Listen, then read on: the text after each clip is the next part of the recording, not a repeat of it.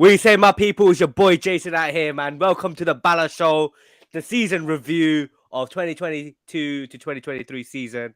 Obviously, with my boy Runthy. Come on, man. How you doing, my bro? I'm good, my guy. I'm good. How are you doing, man?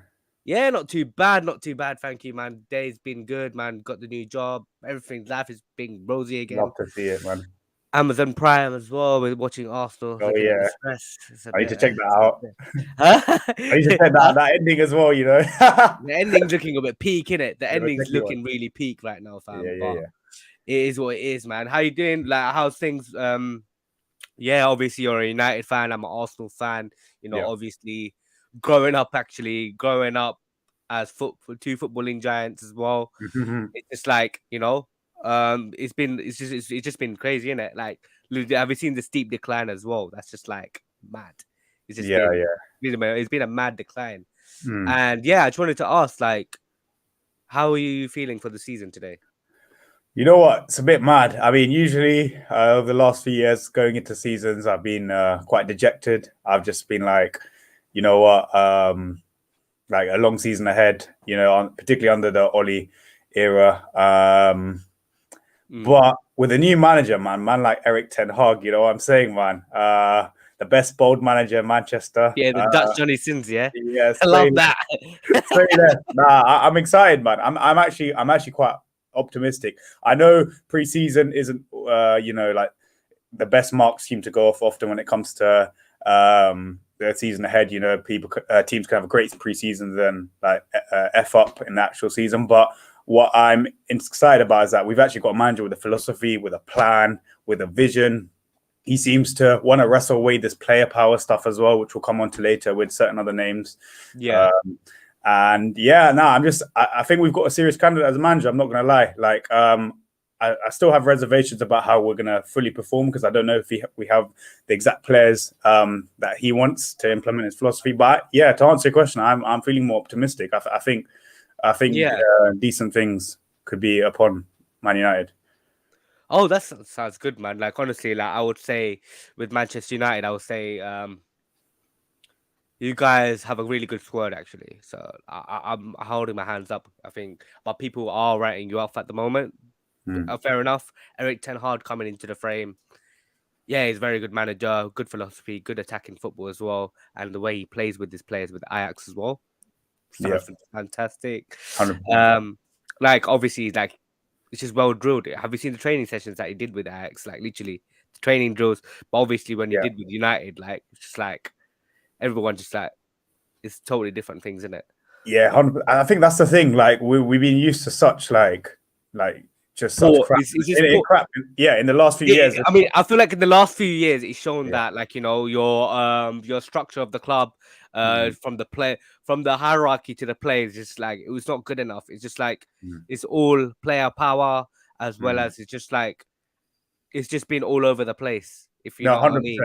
100%. There's literally been no structure. There's no sort of plan, and particularly with the football as well. I feel like it's such freestyle football. Like, I've heard names about a previous manager being Ole Gunnar's freestyle and all that. I mean, like, I kind of see it though. Like it's so weird to have like an actual manager who has a philosophy. Like, obviously the results remain to be seen and stuff like that. But like it's quite a mad feeling. Like, it's been so long since I feel like this reason, like, legitimately confident. You have optimism with every manager, man. Even absolutely. Even Ralph Rangnick, who has hardly managed actual football clubs. I got gassed about him. You know, you read a few things on Twitter and you're like, oh, this guy's the greatest thing since sliced bread. You know what I mean? Like, people get carried away. But the likes of Klopp and, you know, Tuchel. No, of course. All these things. Yeah, but here's the thing with Ten Hag. I've seen what he's done with Ajax for a few years, so there's an actual foundation for my optimism. It's different to previous managers. Do you know what I mean? Like, I've seen what he can do with like a squad like Ajax to build them up, to take them to semis of the Champions League. They were a Lucas Moura masterclass away from reaching the final of the Champions League, which is in itself amazing. Like, I think serious respect needs to go on his name, and I'm not just saying that because I'm a Man United fan. Like, I've always wanted him. Like, for the last 18 months, or when I came upon the realization that Ollie wasn't the guy, I was like, you know what, a serious manager like him, like, nah, let's get him in. So yeah, nah, I'm optimistic. I mean, to be fair, like in that video, like I was with the AFTV, right? Like Yeah. I said I wanted Eric Ten Hag because the way of football that he wanted to play as well. Like, yeah, it's just like it's just yeah, it was just like the way he plays like really fast paced football as well, and the way he basically trains younger players as well, and the players that he kind of brought in as well within the system as well, with the likes of Malacia, with the likes of obviously he's trying to get Frankie De Jong, but obviously like that deal was going to be unlikely. No, like no matter It's a long across. day. And also with the squad that I'm looking at, I feel like looking at Donny van der Beek, who actually worked under him under Ajax, seems like a really good signing as well. I mean, like it feels like a new signing because he hardly played under Ollie and stuff like that, and people do try to write him off, but you can't write him off after what he did with Ajax and specifically with Eric Ten Hag. Especially that run as well. So you can't really underestimate that. And you should be excited for that signing to come through, like obviously with Donny van der Beek. And also with the squad that you have, we had in the likes of Ericsson, obviously behind, obviously within that cam as well, with alongside Bruno. And who's that? Who did he do like 3 signings, right? Yo, sorry about that. All good? Was it just like 3 signings or something? You mean so far who we've got? Yeah, so far. So it was Malacia, it was Ericsson and Martinez. Lisandro Martinez. Yeah, Lisandro Martinez. Yeah, Lisandro Martinez seems like a good centre back, but I felt like when we were linked with him as well. I was just like, to be fair, like, I wasn't being like really salty or anything like that, but I just never really see the point in him. Like for us, I felt like I think we were supposed to sign him for a left back, right? Potentially. I mean, he is quite versatile. He can play. Yeah, he was versatile, but he mainly played as a centre back for Ajax, isn't it? Here's the thing, though. Sorry, I'll let you finish. Go on. No, he mainly played as a centre back for Ajax. So I'm just like, I mean, what's the point? Like, I mean, what's the point of like spending this much 53 million on Lisandro Martinez for to play a backup left back to Tierney? But I mean, I was going to say, it's just funny because often, like, I'm not necessarily accusing you of this, but like when teams are linked with players, and stuff like that, they obviously get really giddy and excited about it, and they're like hyped. And then when it falls through, they then like they just distance themselves from a player. Like, oh, we never wanted him in the first place. Oh, he's not all that. It's funny. I'm not saying it's necessarily about you. I just feel like there are a few Arsenal fans who are like that, but yeah, that's the thing, man. That's the thing. It's funny. I mean, obviously, I know what you mean. You get me. There's like, oh, I've never heard of this story. He's dead. When they're parading him on Twitter, probably retweeting his comps like the week before. It's funny. It's funny how it works. But like I said, I'm not gonna act like I've seen him extensively. I haven't. And I get the point about his height and stuff like that. I guess that remains to be seen. But he does seem very like a proper Ten Hag signing. I mean, he's obviously played under him. He's versatile. He seems technically sound. I mean, I saw him on Sunday. I went to the Man United Rayo Vallecano game. Obviously. I was gonna say I was bringing into that game actually. So I was like, so obviously the game finished like 1-1, right? Yeah. And did you see? I was just Ronaldo just going outside the car park, isn't it? It was nuts. So imagine like we planned to like leave the game early just to see the players in it, and I feel like we were minutes away from Ronaldo's departure. But I think he left just before we got to the gates bit where the players walk out to the coach. But it was mad. Like just the whole aura about Ronaldo was a bit interesting. So basically, obviously, as the players come out, you have your like the PA man announces each name, and I feel like for Ronaldo, I don't know. Some of my boys who I went to the game with were like, they heard boos. I thought it was Suze slightly. So there's a bit of a techie one. I mean, I slightly feel like it was, but perhaps it wasn't. Perhaps it probably was a few boos, which I was surprised about. Like, I just felt like it's Ronaldo. Do you know what I mean? Like, I know the last few weeks, months have been ropey, but like, it's Ronaldo. I didn't think it got that bad that he'd get booed like that. Like I feel like worse things have happened. But yeah. I mean, just I guess it's interesting what Ten Hag said afterwards as well about the players leaving early and stuff like that. First and foremost, I'm going to say like I fully back the manager on that, and I also back the fact that he wasn't shy about it. What he was saying about the players leaving early and that not being good enough. I mean, he's 100% right. Good enough, bruv. The club comes first. You got to show respect and the values of the club, and as Sam even. Clown, you're actually a clown and a troll, fam. This guy's a troll. I like Sam. No players ever big in the club. I think even Fergie said that famously once, and like, it's just a violation. But I really respect Ten Hag for like not quieting down. I feel like exactly 100%, bro. If it was Ollie, I feel like he would just be giggling away like, it's okay. I mean, he would have called it. He would have, how he has these funny nicknames for these players. He would just drop some weird comment, and he would just like giving them a free pass. Ollie's a PE teacher, man. I can't like. He's just a PE teacher. Just like he doesn't have. He's such a clown. He can't handle authority, bro. He just can't handle the players. 100% agree. I've been staying with Ollie staying for like a couple of years. It kind of like the players be like. The player powers just kind of like increased like year after year. 100. It's just because obviously things that like you can't be going from second to like sixth like that. You can't. Bro, you can't really have 80 points like there. Champions League round of last 16 to like this. Like do you know what? It's ridiculous. It is ridiculous. I do think that second place was the biggest, how do I say, like false alarm I've ever seen. Like, alarm. Bro, it was lockdown tax. Like I mean, look at other teams, the way they faltered, the way they were dead as well. I mean, I know Liverpool had injuries as well, which didn't help. I mean, no, that is a big factor. That's what I'm trying to say. Like Liverpool having injuries, like no Van Dijk, half of their team. Like, I'm a part of it as well. I feel like I got lulled into thinking United are a decent team suddenly. When I think we do have some decent players, but I do think as a team, like, we were such freestylers. Like we literally had 1 15-minute period in every game where we'd pull it out. No gameplay, bro. Every time we went a goal behind, I was gassed because I knew we'd turn it around with a 15-minute spot. Every time we went goal behind. It's nuts, fam. The other way around as well. If we went a goal up, I was worried. I was like, long day. We're like vice versa, bro. We're totally opposite. I would say when we're like go down, we never win the game except for Wolves. Arteta has never won a game coming from behind. No way. Is that actually true? That is nuts. It's absolutely true, fam. It's like he only won like once, and that was against Wolves.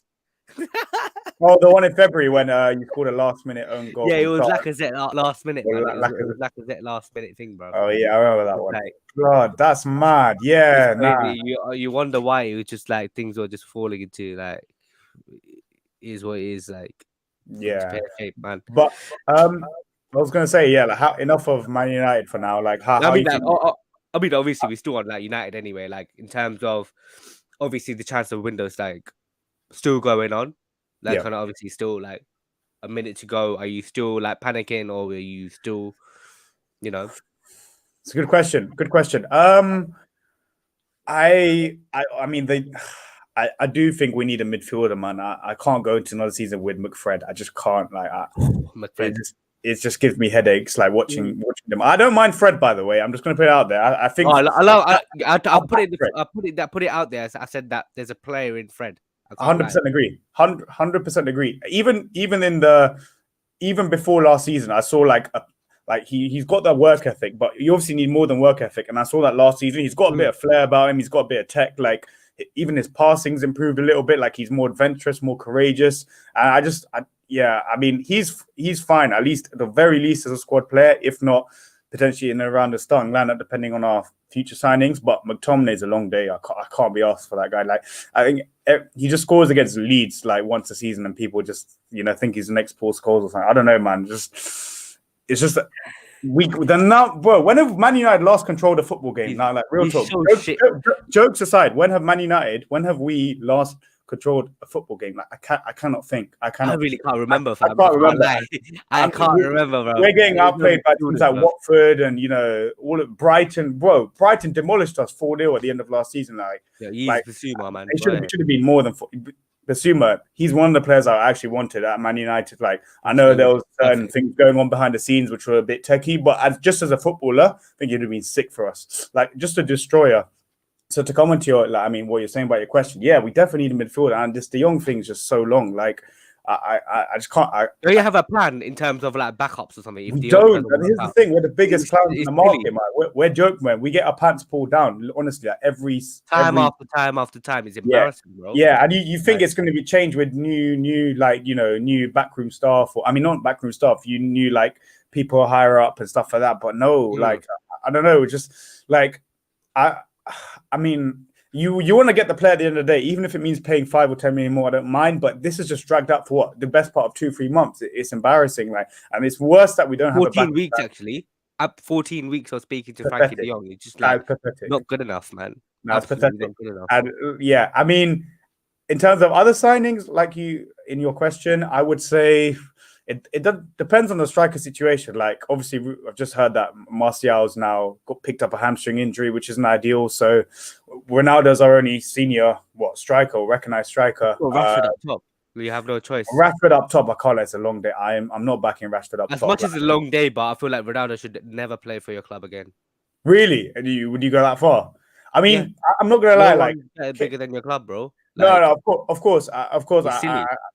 I understand what he's done is like disrespectful and stuff like that. To I don't know. Like, I've seen players like Kane missing training sessions last year for Spurs, and look at him now. Like, it's my personal opinion. I'm willing to, like, if he can come on board and back the team and all that, I'm on board with him being at a club for the season. Like, of course, like, I do think maybe an apology or something like that, I don't know, could be worth it. But I wouldn't go as far as to say, like, yeah, he's done it like that. And not just because of it's Ronaldo. Forget that. It's also like we're so thin as well. We're so thin on options. Like who do we actually have? I mean, like Martial, Ronaldo. Then you're looking at like what, Bruno false nine. Like, let's not be funny. Yeah, like you know what I mean? Bruno false nine. Like a long day. I just nah. So yeah, we'll see. I mean, so like I said, a central midfielder I think is so essential. Like, even if it's not De Jong, should be in plan B. Another one should be a forward, in my opinion, like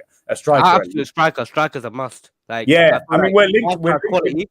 Yeah, but he wouldn't score. He wouldn't be scoring that 15 plus goals to take you to that next level. Like, yeah, you can be like a plan B or something like that, or coming off from the bench, like Max. But who you referring to? Sorry, Martial. Oh, Martial. Here's the thing. I like him as a player, but he's not that guy. Like, I was thinking that at the back end of last season and the season before, when he had 2 really disappointing seasons. I mean, last season he hardly played, but here's my thing with Martial. I think Ten Hag could get a new lease of life out of him. I know it's preseason and yeah. Like that, but I think him in a front three with Rashford and Sancho could slap differently. Like, I like the fluidity I've seen already with some of the goals we've scored and stuff like that. You know what I said? You know what I think Martial could bang. Honestly, I'm backing him. I really back him. I think 20 goals. I'm not gonna rule that out for him. You know what I actually thought, because I feel like one of the reasons why I couldn't really write United off, right? So obviously, under, like, this is 2020 lockdown stuff, yeah. This is under Ollie. You were like slapping. Obviously, Greenwood, he's in prison FC right now. I mean, like no jokes aside, Greenwood, Rashford, Bruno, Martial, they were slapping in goals for fun during that lockdown. And imagine that's under Ollie, and that is basically without Ronaldo. I feel like without Ronaldo, I feel like all these players that we're mentioning right now have that freedom, to express in their own game. Yeah, exactly. And under Ten Hag, he's a very attacking manager, and I feel like with Eriksen coming into the fold as well, come on, man, there's a lot of creativity out there, man. Well, Eriksen under a dynamic front three that could run in behind, beautiful. Now that could be beautiful. It looks beautiful. Like, you had Bruno to hear about it. You had Bruno. Like, come on, like, do you know what I mean? So I'm backing Martial. I mean, we're linked with Benjamin Sesko, I think, from Leipzig. Is he a forward? Is he a forward or right wing? Yeah, I'm not exactly sure in terms of his position, but I've heard he's only scored a handful of goals in Bundesliga last season or something like that. Like, and apparently there's a 15 million price tag. Like, it's just crazy the way inflation works in football. But 15 million or 50 or 50? 50. I've heard. I mean, I don't know. Player from Salzburg, yeah. Yeah, I think it's Salzburg or Leipzig. I think it might be Leipzig. I'm not going to know. I don't know what they're smoking, man. Either way, it's nuts. Yeah, but that's all good, man. Sounds good. But you know what, man? I still feel like, obviously coming, we're going to speak about predictions later on anyway. But yeah, I mean, like, obviously with United, man, they need to get their act together as well. Like, with terms of getting rid of the deadwood as well. There's still deadwoods to be got rid of, 100%. And the squad needs to be trimmed down as well. So I mean, Yeah, like, yeah, yeah. and I feel like, with Ronaldo's situation, man, boy, I feel like with Ten Hag, I think like that's the first thing he should have been dealing with as soon as he came to the club. He should have been over and done with. Why you have to be putting it right behind the season, like, because you know how Ronaldo is. Even though No, Ronaldo's not getting any suitors or anything like that, he's not getting no more suitors. I was like, yeah, it's there's peak. no club coming towards him. Like, I don't think he's the guy. Like right now, like he's not the guy. He's not the guy, man.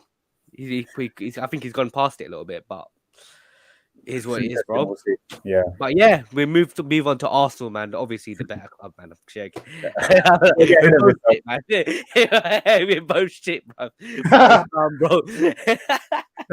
What are you saying, man? How? Oh, yeah, obviously with my club, Arsenal. Obviously, we Yeah, did a bit of decent business mm. with the likes of Gabriel Jesus, Zinchenko, Marquinhos, Fabio Vieira, and that Matt Turner guy. I don't even know who that is. I mean, obviously USA keeper as well. Yeah, what do you think about the business that we have done so far? Like, I'm not gonna lie, I'm quite envious. I can't lie, particularly the two City signings. They're looking pretty sharp. Particularly Zinchenko. I think he might be one of the signings of the season. Like he is so underrated. Like he is literally like the way he fit into Guardiola's system so seamlessly. And we just he just got the job done like every time. Like literally like 7, 8 out of 10 like every week. Like just under the radar, but yeah, really solid play. He can play in DM as well, right? Like for Ukraine, he plays as a holding midfielder. So like you've got a versatile player there. I think versatility in modern day football, particularly, is very important. You need to be adaptable. You need to be able to play different positions. I think that's why you were looking at Martinez as well. Probably one of the reasons why, right? Yeah, that's the thing. You can play different positions, right?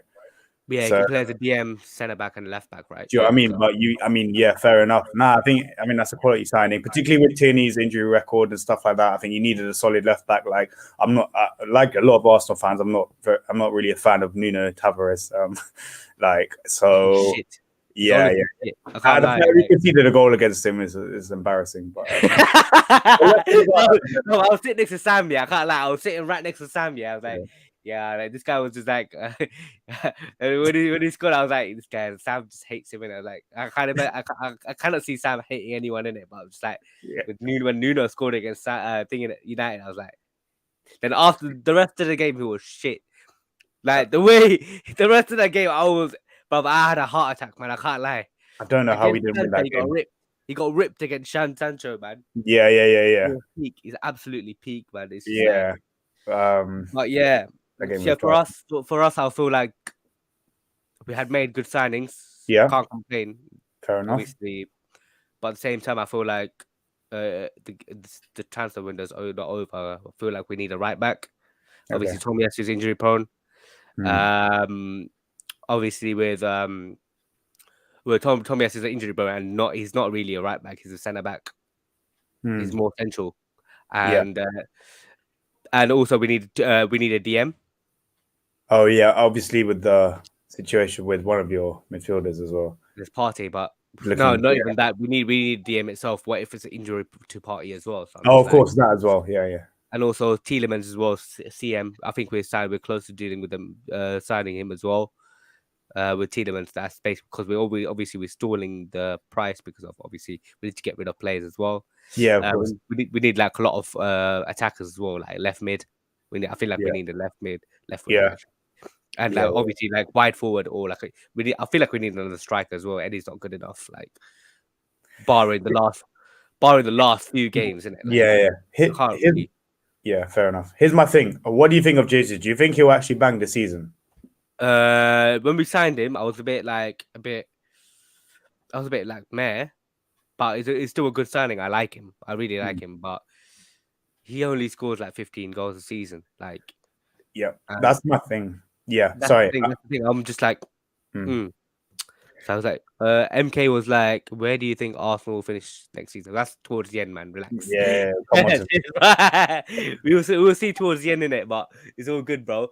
But yeah, with Jesus, like, I really like him in preseason. He banged. I can't lie. I was like, he surpassed my expectations as well. So I'm just like put my reservations there. I'm excited to see him actually. I put him in my FPL actually, but Bro, I'm just 74% of people put him in, man. That's nuts. I did it. I mean to be fair, like we have like Palace, we got Leicester, we got Nah, your Bournemouth, Fulham, Villa. fixtures are looking nice. Yeah. In August. Looking nice. That's the thing. So I'm just like, bro, it's just like, yeah, I can't really get too carried away with the minute. So I'm just like, Yeah, I agree. yeah, I feel like we need another striker. That's the thing. Like a Oh, yeah. true guy, like a Patrick Sheik or like a Skamaka, but he's gone to West Ham. West Innit? Ham, innit? Yeah. Nah, I mean, Oh, for Jesus, in my opinion, like, I'm not fully convinced by him. Like I said, I think he's never been that clinical striker, you know, like that ice cold clinical striker. I mean, like at the back end of last season, I thought he was brilliant. Like, he obviously was on a he was doing a madness with City towards the end of last season, but I feel like he's a streaky player. Do you know what I mean? Like when he's good, he can be really good. When he's poor, he could be woeful, sort of thing. that's It's basically Arsenal in a nutshell, bro. That is yeah. also it I is mean, Arsenal in a well, nutshell. It makes sense. It's match made in heaven.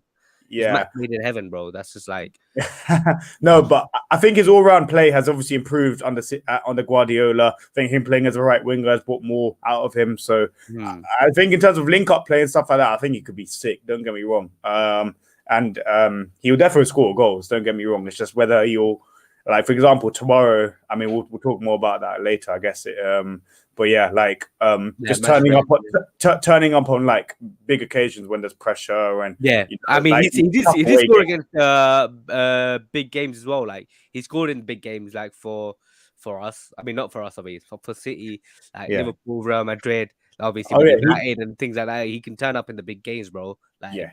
that's one of the reasons why I kind of like I'm a bit excited, you know, for that. Fair enough. I feel like, I mean, obviously, last season we had Laka. I love Laka as it is. Yeah. I love Laka. But I mean, he didn't do the job. Like he really did do the job that is required. Yeah. And he only scored 4 goals. And if Jesus scored like 15 goals to 20 goals, and plus the goals that Smith Rowe, Saka, Odegaard had that last season, we could be challenging in the top 4 or even being challenging. Man, it was good. Yeah. That's one of the missing parts. But I feel like I need another striker.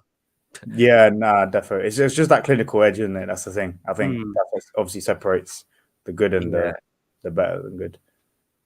Yeah, but that's the thing, bro. Like with Arteta, like I'm not the biggest fan. I'm not gonna lie. Like with the style of play that I'm seeing during preseason, just like is something that had got me smiling. But it's just like could that be a bit sustainable throughout the season? Like because Yeah, because some of the players that we have that are performing in the starting 11, like Tierney and Partey, they are both injury prone itself. yeah. Both Of course. really injury prone, and they are vital to how we play. That's the thing. Yeah. I'm I just mean, like it's squad depth, isn't it? Squad depth to like be able to compensate for key losses like that. it's just mad. Like that's why I'm just a bit worried about it, and it's just like I feel like we need to add a lot of squad depth as well, and we need to improve our starting 11 as well. Like we still need to have that centre midfield. We need to replace Xhaka. We need to replace Yeah, El Neni. Obviously, sign a new contract. Eddie Nketiah needs to go. yeah, Like 5 good games is not like, bro. Like why are yeah. you? People get carried away. People get carried away, and I feel like fans are a big problem as well Yeah, in terms of how that Twitter, like actually affects how the club moves as well. Whatever the 100%, fans do, when they get hyped, it's basically like they put the hype 100%, train as well. It's like 100%. it's flipping, not jarring. Like when people say they're meant to be excited for this season, I feel like the way we bought a top 4, we have to be angry. We can't be happy about anything like that has been there. Shit needs to get done during the transfer window. And with fans, Yeah. right, with fans at the moment, it's just like they're getting too carried away, they're getting too excited. That's a big problem for both of our clubs. Yeah. That's the thing. Like, I mean, like I know a lot of Arsenal fans, and they're getting obviously happy and excited about preseason, and I kind of get in a way as well because obviously, like I'm seeing Man United do some decent things as well. But for both Man United and Arsenal, I'm thinking to myself, okay, it's one thing doing it in preseason, another doing it in a pressure the pressure of a Premier League game. Do you know what I mean? It's a completely different ball game and stuff like that. Like, It's so completely different. yeah, it's completely different. And both of us, and I feel like both of our teams, when it matters, we don't really come into fruition, bro. Mentally, isn't it? Mentally. It's mentally there. People say Arteta fixed the culture. Arteta has fixed the mentality. Yeah. Like, bro, it's flipping bullshit. I saw the flipping Amazon video yesterday. Yeah, with when he was before he goes to Anfield, he was playing out Never Walk Alone in the training ground. I was like, then after that, I was like, oh, to build up the players' motivation and shit like that, and that fucking it led to a 4-0 loss, fam. He got slapped 4-0. Yeah. I mean, what's the point of that, fam? It's just like, it's so jarring. Nah, Hello? Hello? Hi. Sorry, the connections went. My question was, do you think Arteta could be in trouble this season, and even as early as like say December or something? Yeah, he can be sacked, bro. Like, I'm not gonna lie, he can be sacked. He can be serious, bro. He spent 370 million throughout his whole tenure, bro. He has the most backing out of like Arsene Wenger and Unai Emery, bro. And this is his own squad. Like, he bought all of these players, like, and there's no excuse for that. No, 100%. Yeah, go on. And people just basically come with excuses. Oh, give him so much time. I mean, like, Trust he's in his third season. Trust the process. Like, would you ever say? I mean, like, reverting back to Ollie, I feel like, like how fans did get carried away with Ollie. Yeah. Was it similar to what Arsenal fans doing it with Arteta, or just like? Yeah, kind of as well. It's like the whole romanticism element as well. I mean, it was more so with Ollie because he was he was actually like a legend or a perceived legend at Man United. So I think loads of people are backing him to like do well and like, kind of brushing away the negatives of him or dismissing the negatives of his tenure and being like, oh no, but he's brought the ethos back and blah blah blah. Everyone's smiling again, all these little things and it's the same shit, man. It's just these tiny things that like people just get so gassed over and like just start jumping on a bandwagon. Like obviously, you know what I actually remember, man? It's when Rio Ferdinand was like, "We're back, signing the new contract." Don't remind me of that night. that was the biggest. How do I say it? That was, and then you say there's obviously blessing in disguise is like a phrase. That was a curse in disguise, man. That night when we knocked out PSG, right, and it meant that Ollie actually got the permanent job. I think that night probably set us back a couple of years. The fans are the problem. It's to do with the fans. It's like if there weren't any fans' voices, like Ollie wouldn't have got that contract. It's basically the same thing as Arteta. Over that one, I feel like FA Cup is basically the worst thing that can happen to that club. Obviously, I was gassed. Obviously, we won the trophy, man. Come on. Obviously, I was gassed about the FA Cup, but I'm just like, oh shit, like. Then we finished 8th place. I knew what's gonna come. Like 8th place finish, 8th place finish, and like the things that the dress, like transfer windows, not even dressed properly. Tactics is all over the place. The Spanish Tony Pulis, man's moving like Tony Pulis from thing. Upbeat, fair enough. I mean, I'm not gonna lie. I was a big critic of Arteta, even around the season where he won the FA Cup, like leading up to that. I know that was half a season, but particularly the season after the lockdown season when he finished 8th and stuff like that. And I was like some of the results you guys were getting, like I think you lost 4 home games out of 5 in a row. So you got slapped by Villa at home, Wolves and Burnley. that was after. Yeah. Oh yeah, as in the 2020-21 season, like the full lockdown season. That's what I mean. Yeah. I mean. I know there were some weird results that season, like Villa 7-2 against Liverpool, but still, I was like, this guy's way out of his depth and stuff like that. Like, what's he doing? I'll be honest. Last season, I know it didn't end well and shit like that, but I'm a bit more like sort of like I wouldn't say like a huge fan of him, but I at least see what he is trying to do in terms of like I see patterns of play that you guys have, like try and play out 100%. Like that. I'm not going to deny that. Like I'm a football fan as well as a Man United fan. Like I do like try and observe like these kind of things from other clubs, like what they're doing and stuff like that. So I do rate some of the stuff he's actually done in terms of your actual football stuff. Obviously it's about actually getting over the line and stuff like that. And you can't have all this investment and stuff like that. And all the years backing it eventually and continue to finish, outside top 4, blah, blah, blah. So I do think this is a big season for him. I do think in many ways, like, Do you think it's top 4 or bust? Do you think it's fair to say that for him? Like, or But do he was you top think? four boss like last season, bro. It was like, Do you actually think that? Do you think that was the case though, in terms of the fan base and the board? Because I feel like so many fans were like dismissive of Arsenal going into season, like buying these championship-esque players, like and after finishing what 8th and stuff like that, and seeing how other clubs strengthen like Man United, etc. I don't think last season. I think maybe when it got to March last season, April, when you guys were like, looking like a top 4, I kind of get that, but I'm saying going into the season, I think your expectations would have been really low, particularly after your August when you lost all 3 games. No, I mean, to be fair, like obviously I said the expectations are long, obviously, but he should be doing better after the second season. He should have. How do I say it? He should be doing better. Yeah, fair enough. But finishing 8th to 5th is not a big achievement, bro.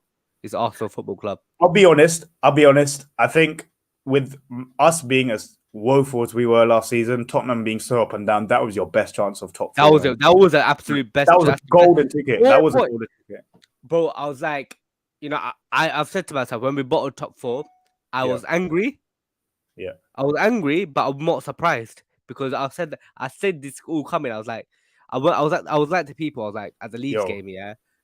I was at the Leeds game, yeah. I was like, bro, you got 4 points.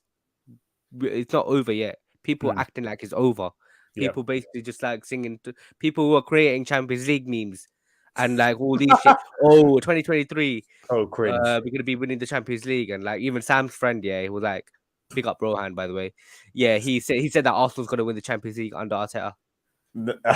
I'm so dead. You know what it was? It's these compilations of like the Champions League theme music and then Arsenal players. It's just bro. You know what it is, yeah. People are actually starving for like, how both of our clubs haven't really like done any madness over the last few years, yeah. People are starving for like even a small. People are desperate for like small successes, and that is basically. I don't really blame the younger fans actually. Because obviously, like, there's so many younger fans, like, all basically talking like this toxic positivity. Or it's like online, like it's like 18, 19-year-olds, like they haven't seen us win a title. We both actually seen each other's teams win a title. We won. I've seen my team actually win the Premier League at White Hart Lane, bruv.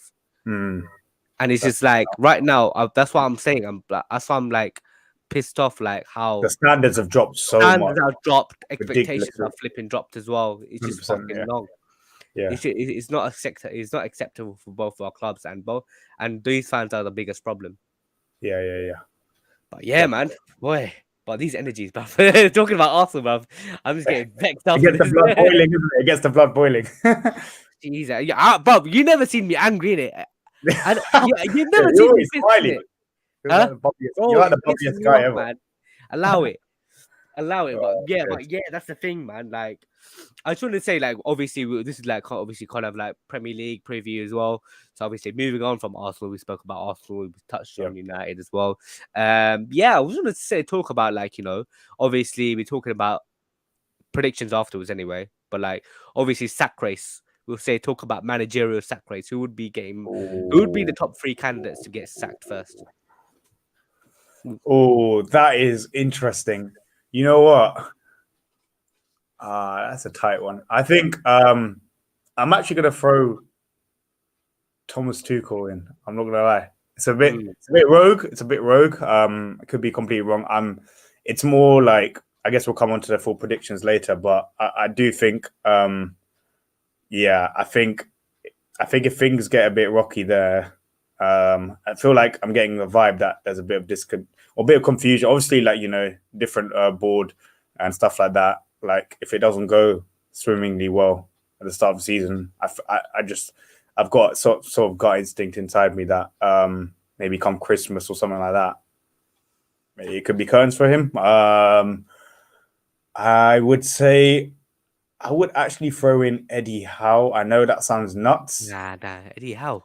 It sounds nuts. What I mean is, like, Newcastle have high ambition. That's what I'm saying. Their new ownership and stuff like that. Like, I'm saying if they're caught up in another, relegation battle or something like that, with the amount of money they've spent, they're going for Maddison. They're going for like some ballers. They're going to take. I'm not saying he's going to get sacked like that. I'm just saying, like, so if it doesn't click, like he could be someone in trouble as well. I mean, I would like to see Newcastle do well. Like I think like it's good for the Premier League. Boy, imagine replace United in the top 6. Long day. I mean, there are probably people betting for that to happen. I mean, do I completely blame them? I don't know. I'm just wondering. They had such a purple patch last season. Fair enough, but They were incredible second half season, bro. They were sick, but I'm just saying, like, if teams, adjust them, or I mean, adjust to them a bit more, work them out a bit more, work out some of the players. I'm just saying, like, I'm kind of basing my things off like the expectations of clubs as well and stuff like that. So I know they're a bit rogue, both of their names. But Bruno Guimaraes. Sorry? Is that Bruno Guimaraes? Yes. Like, for example, he was brilliant last season, but like, I mean, I would. He's quality. Don't get me wrong, but he wouldn't. Based on like so many instances where you've seen a January signing hit the ground running, and then the next season it's just not go to plan for that player. Like, I'm just saying it could potentially happen. I think for a third manager, maybe Lamps, maybe Frank Lampard. I was gonna say, I was like, yo, I see you, bro. Yeah, that's something. Yeah, shit, man. Frank. Yeah, I mean, there's no way a club of that size should be even lingering around the relegation zone. I mean, I can't lie, I'm not fully convinced by Frank. I know, fair enough, he got them out at the end, but yeah, I would say realistically, I think out of the three, Frank is definitely the more realistic ones. I think the other two are a bit more rogue. It's kind of based on like the club size and if things like begin to slightly fall. So yeah. How about you, mate? Who do you think? I said Brendan Rodgers. Okay, that's an interesting shout. Yeah, Brendan Rodgers at Leicester. I was like, boy, him losing Maddison to Newcastle. Boy, it's like, that will hurt if that fully goes through. And then Tielemans to Arsenal. That's their two key components as well. Yeah, I see that. And they haven't really signed anyone. Their transfer window has been awful. Been following Leicester as well. Obviously, I've been to Leicester. Like, I lived there as well. And obviously, watching them play for like a few years. Yeah, they've been decent team, actually, decent outfit. But this season, their fans are like on their case. Yeah. Yeah, he's one of the candidates as well. So like last season, he had a really poor season, and it's just like, quick one. Are you surprised that he didn't get sacked last season? I am low-key surprised. I'm low-key surprised. Yeah. Because Leicester will usually get rid of people, get rid of managers anyway. But Leicester would be like to themselves, oh, there's no any other better managerial. I feel like there's no better manager. The manager market is a bit like dead right now. Maybe it's just their ethos, or I don't know, like their back, like their board. Like maybe they just want to give him a bit of patience, a bit of time. Like I think he's done a good job there. Like I know a couple of top fours they bottled towards the end, but winning the FA Cup and stuff like that. Like he's definitely like taken them up a level compared to like what they had previously with like Craig Shakespeare and all these other like short-term managers. So I was surprised. I can't lie. I thought he'd be gone at one stage when they were having poor results. But yeah, anyways, who are your other two managers? Frank Lampard, obviously, we spoke about it. We touched on it. He's shit guy. He's shit. But yeah, I mean, to be fair, like I told this to Chelsea fans, yeah. I was like to them, yeah. I was like, he got you top 4 with Cobham graduates, bro. And like, look, and Arteta's still trying to get his players to the top 4, spending 270 million. Yeah, as well as Ollie's basically done his thing as well, getting to the top 4 as well, second and third place. I'm like, oops, he could be a good manager. I'm joking. I was just usually trolling in it, but yeah, he's pretty damn awful, mate. Yeah, I feel like he's pretty awful. So I'm just like, I'm not convinced. Manager, just a PE teacher, Fat Frank. Wow. Boys with Ollie. He's broskies with Ollie. Broski with Ollie, man. The same cloth. From the same. He's cut from the same cloth as Ollie, Frank Lampard. It's ridiculous, man. And I feel like the last one actually was like, I was thinking, not Thomas. Yes, Thomas Tuchel could be a shout, but there's another one. There's another one, man. I don't know. I don't know. I think it's Thomas Tuchel. I think it will be Thomas Tuchel. You know what? Yeah, we'll touch on Chelsea more, I guess, afterwards. But yeah, I don't think it's the But worst yeah, shout. it's fine, bro. Like honestly, I'm not too sure if we have time, but quick quiz. Yeah, just gonna whiz through like different quite a few times in it. So, top goal scorer, I'll say Go on. You go first. I need to think that through properly. That's a tough one, you know. Mo Salah. You think, yeah? Mo Salah. Oh, I. It might be a bit mainstream, but I'm actually gonna go Haaland. I do think Yeah, he'll. I don't think he'll necessarily hit the ground running, but I think when he gets into form, playing with the likes of De Bruyne, Grealish, Foden, it could be disgusting. Like, I think he might struggle initially, but yeah, yeah. I do have like a thing. Well, you can chat Harry Kane as well, but yeah, you don't he'll know be up there. He's always up there, isn't that? Harry Kane, Haaland, and also what's the other one? What's it? Player of the season, probably. What do you think? Predictions. Of the season. Young player and old player. Like, Oh, okay. Upcoming. Okay, fair enough. I think player of the season. There's the usual suspects. I reckon. I know. It sounds a bit. It might sound a bit mainstream, but I'm actually gonna go with De Bruyne. I do think he's the best player in the league, and I think he should have won it last season. I can't lie. He was disgusting in that second half of the season, particularly. I think playing with an actual striker. Imagine De Bruyne is doing a madness without a striker, like without a recognized. yeah, 100%. Bro, Imagine he's him with an playing up actual front. forward. Yeah, imagine He him will with. play up top. Do you know what I mean? Like, imagine him with an actual forward, like who's making proper runs in behind. Could be long day for the rest of the league. Like De Bruyne and Haaland should be illegal. Like honestly, I mean, I'll go with KDB as player of the season. In terms of young player of the season, that's a tough one. I can't lie. I mean, Say Saka. this guy. I said say Saka. I had to put it there. And I was like, yo, come on, man, please say Saka. I'm messing. Phil Foden. No, I don't think that's a bad shout. I don't think that's a bad shout. I think, yeah, I'm thinking either him. I'm thinking two other players who come to mind when I think of younger players. I'm thinking Declan Rice, and I'm also thinking Jared Bowen at West Ham. However, I'm not sure if Jared Bowen might get found out a bit more this season. Yeah. I feel like he was sensational last season, but I don't know about this season. I reckon Declan Rice. Declan Rice might be a shout. In terms of I feel like last season he took his game to another level. I thought it was really good. Like I was an initial skeptic of him. I wasn't like particularly big on him, but I can tell he's grown as a player. Like his ball carrying and all of that. I reckon he might be a shout. I'll go with him. How about yourself for both? I'm gonna say actually, young player. Obviously, I say my star boy. I'll back your boy in it. Yeah, he's calm. He's a calm guy. Like obviously, last season I said to myself, I was a bit of a critic with him. I was a bit of a critic of him. Like I know he can do better, but I felt like he was a bit burnt out. But I feel like I feel like a surprising shout would be ESR. ESR did bits last season. No one's talking about him. He scored 10 goals last season, bro. Yeah, I mean, you know what? I think he was on fire at the start of the season, and then I don't know what happened. I don't know if it was injury. I think he did pick up a slight injury, and then he didn't really get back into the team after that. And I think you had the likes of Martinelli and Odegaard in particular, who was like shining. And I think, I don't know. I guess he couldn't fully cement his place in the team. But yeah, who would be your actual player of the season then?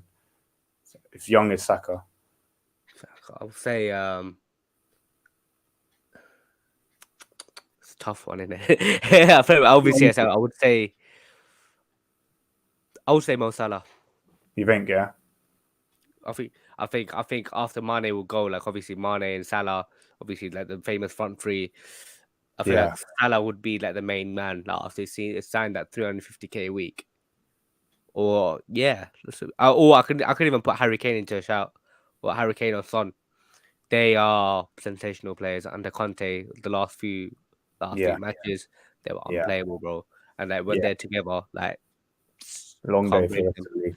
Yeah. Yeah, man, it is what it is. And we're here for the Premier League prediction, top 6 prediction. How you start, man? Oh, I mean, obviously we got to factor in the fact that transfer window is still open and stuff like that. But based on right now, every squad, which way would you want to start from? 6th to 1st or top 1st to 6th? Yeah, I don't mind 61st for whatever. Cool. We'll go from 6th. I reckon.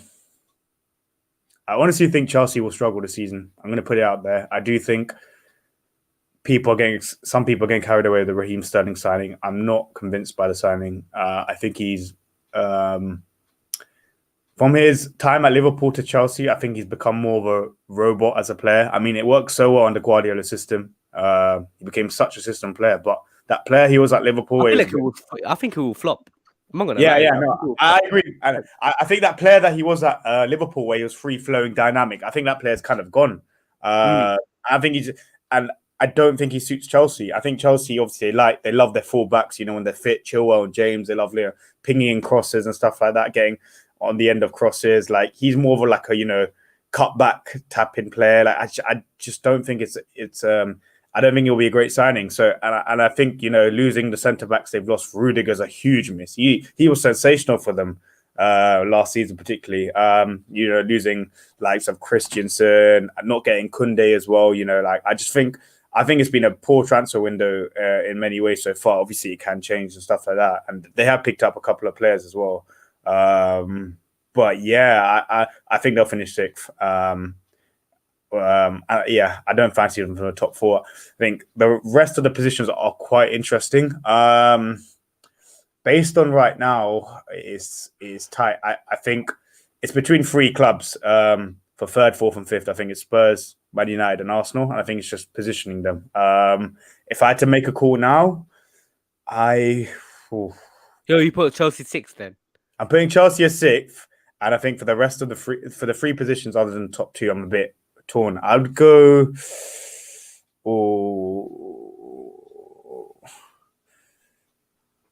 It's tight. It is very tight. I think I would go. We're literally just basing it on the teams and squads we have right now, forgetting any potential future transfers or stuff like that. I do think I'd probably go Man United 5th and potentially Arsenal 4th, purely because just saying it for you to get more views in it. Joking. I do think we're a bit thin. I do think we're a bit thin in terms of options, and particularly midfield, man. I'm literally just basing this off the teams we have right now. Yeah. If we signed a De Jong, honestly, I probably would change my mind. I think 1-6 signing like that could genuinely be the difference between the top 4 finish for us. I do think we'll come a lot closer than we did last season on the Ten Hag, but based off right now, particularly with the Ronaldo situation, stuff like that, I think it'll be close between Man United and Arsenal. I think Arsenal might just do it, but I do think that also depends on what Man United do. I do think we can overtake you in terms of if we get 1, even 2 quality signings. But yeah, based off now, I'll go with Man United 5th. I'll go with Arsenal 4th. I think Spurs under Conte, it could look very good for them. I reckon they might finish 3rd. I like the signings. I like Basuma. I like Perisic. They're very Conte-esque signings, particularly Perisic. And I think he's really going to fully thrive in this 5 at the back. He did so well under Chelsea with Alonso and Moses in that 16-17 season, right? With them two.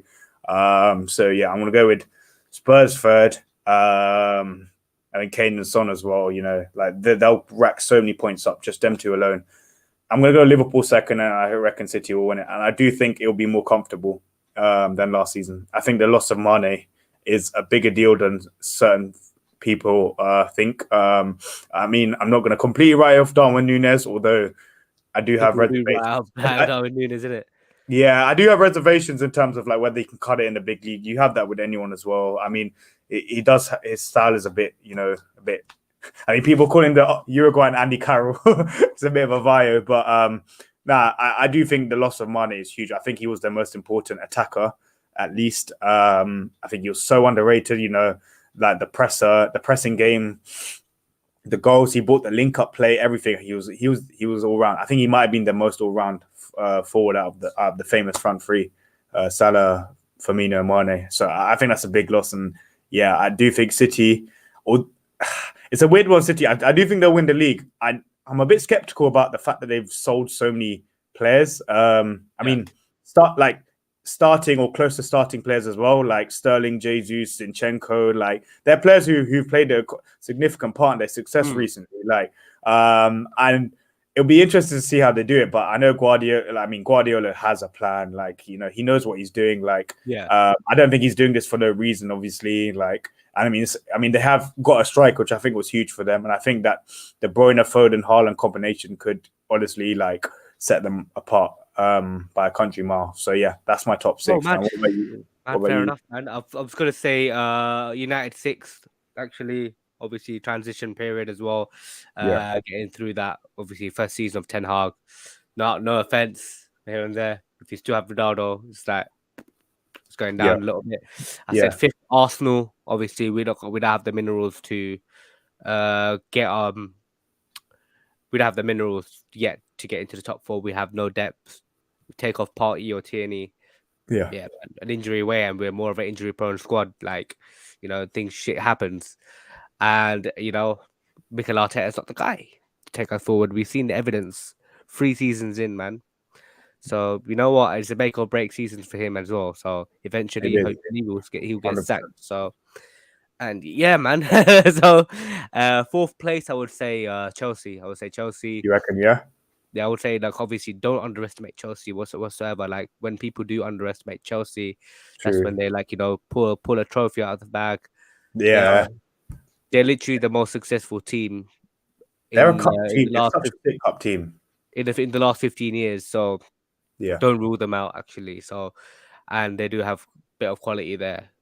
Like, Sterling, and also obviously I said Sterling would flop as well, but Sterling in it. He will still score goals like into their attack.